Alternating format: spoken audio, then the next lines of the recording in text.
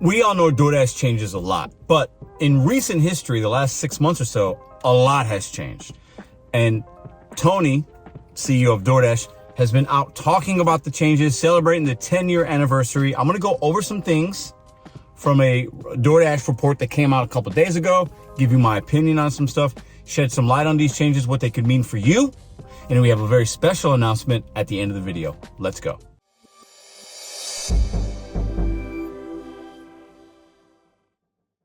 Mr. Bet on You, Pedro, DoorDash Center, go back at you with the RideShare Guy. Now, introducing DoorDash's biggest app updates in a decade. I mean, what a way to start a story, right? This is from June 28th. This is a couple days ago, right? You can find it on the DoorDash website. Now, so they just celebrated the 10-year anniversary, like we said.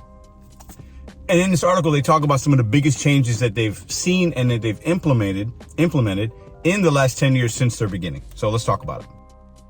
So one of the first things they talk about is always listening to their consumer base. You know, companies do that. They should all do that, right?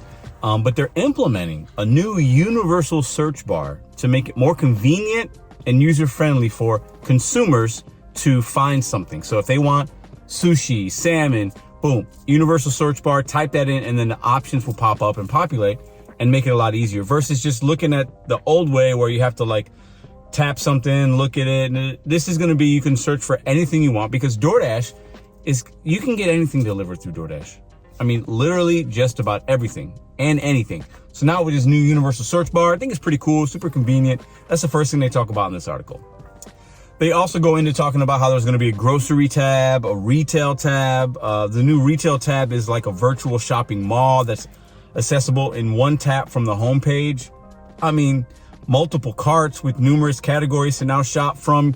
You can now start multiple shopping carts in the app, check out whenever you're ready, and never lose progress on any order again. Super convenient. So they're definitely looking at the consumer saying, how do we make it easier for them? How do we give them more options so they can spend more money? Now, the next thing they talk about, I want to get into a little bit because it affects you and I. Now, Dashers. Delivering more flexibility and choice for Dashers.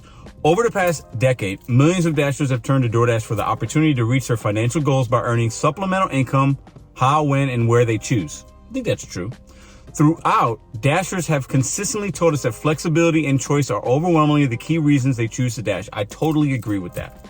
Our business has evolved beyond just facilitating single orders from single restaurants, and today Dashers have more choices than ever when it comes to how they want to earn, from in-store shopping to packages, pickups, and more. Yeah, I mean, now they do stack orders. They got the pizza program, you got the pickup like from a post office, you have the grocery, obviously, then you also have your food delivery. So they've definitely gave us a lot more opportunities and options and ways to earn. Today, we are thrilled to further our commitment to providing Dashers with more flexibility and choice by announcing that for the first time, Dashers will have the ability to choose between the two distinct ways to earn by time, earn by offer. Now, this isn't new. I've talked about it. Many other content creators have talked about it. We talked about it on this channel. We've done videos on this channel, earn by order, earn by time, which is better, the good, the bad. But it looks like this is going to be like everywhere now because they pilot test things over the last 6 months, last couple of years. And now they're seeing what's worked, and this is going to be an option in most markets, all markets, because it wasn't that way just when I started it in my market back in November of 2022, right? So I think the earn by time, earn by offer, I like earn by order, but there is benefits to the earn by time based on your situation, how you like to work the app, what market you're in. So I actually enjoy that DoorDash gives us opportunities in different ways to earn. I think it's okay. I'm good with it. Another positive thing, right? Post-checkout tipping.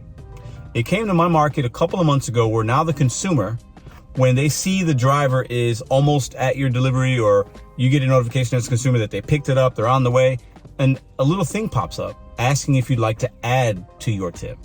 I think it's fantastic. I've probably had 20 to 30 times when a customer has added to my tip. Sometimes it's $1, $2, $5, $10. Had one guy do $20 a couple months back. I think it's fantastic.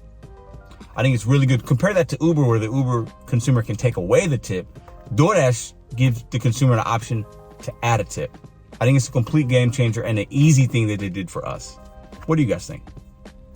They also talk about the dash along the way option, which can be good. Location sharing, which is a safety measure. I think those things are all good.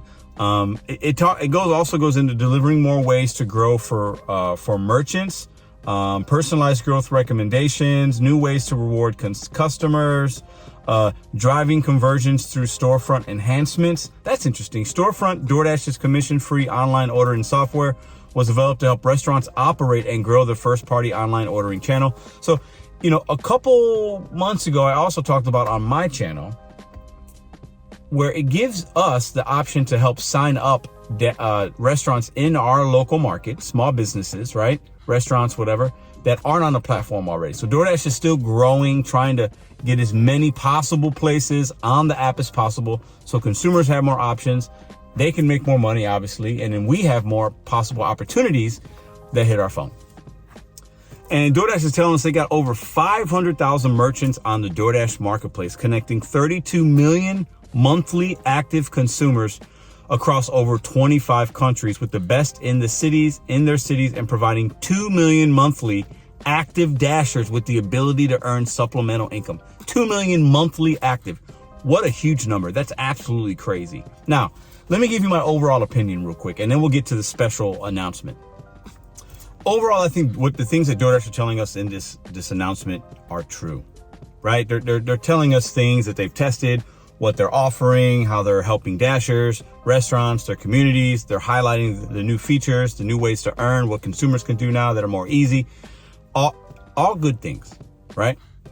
What they're missing, let's talk about a couple things that they're missing from the last 10 years, like from the beginning to now, right? So if you look back, and I didn't start 10 years ago, but I started three and a half. The base pay has been lowered.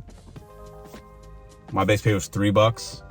Went down to $2.25 about 2 years ago, right? Now it's down to $1 in some markets if it's a stack. So they can send you 2 orders and it can only pay $2, right? So the base pay has been lowered. I don't see as many challenges. Peak pays here or there. It is what it is, right? But they've definitely lowered the base pay. They put more of the emphasis of us making money on the consumer, which is fine. It is what it is. But that's definitely happened. They didn't highlight that. But why would they? Because this is a piece where it's going to highlight the positive things. But the base pay being lowered is something that definitely affects most drivers. I would love for them to show us transparency when it comes to tips. We all know DoorDash hides tips. Uber Eats hides tips as well, right? Both apps do it. DoorDash is the one that does it, I think, that we mostly talk about and hear about, right? Why do they still do that? Over 10 years, why not fix that? Why not show us information as far as the money that we're going to earn? They also, in the last 10 years, in select markets, have pilot tested where they don't show us item counts. They sometimes don't show us the customer name, right? So they definitely have played more games from the beginning to now with drivers. I would like to hear them address that. Now for the special announcement. The RideShare Guy, Harry Campbell, interviewed Tony Zhu. That video is in the description box right now. Go check that interview out. Maybe he answers some of those questions. I haven't seen it yet, but I'm really hopeful and excited to actually see that interview. What kind of questions did Harry ask? What kind of questions was Tony willing to answer? And what's the direction of the company from now that they're 10 years? Now, what's the next 10 years look like? I hope he answers some of that, I hope he answers that type of question. So really looking forward to watching that. Go check out that video in the description box, right? I mean, you're not going to get Tony on any other channel. This is a big deal. I think we should, shout out to Harry for making that happen. And what do you guys think about what I talked about as far as the announcements from DoorDash? Where do you think they're going to be 10 years from now? Where do you think they'll be a year from now? What do you think about these new things that they've added for the merchants, the consumers, and the drivers? You let your comments known down below in the comment section. And if you like these type of videos, check out this one here. If you want to sign up for DoorDash or sign up for the course to maximize your earnings, check the description box for those things as well. And I will see you guys next week.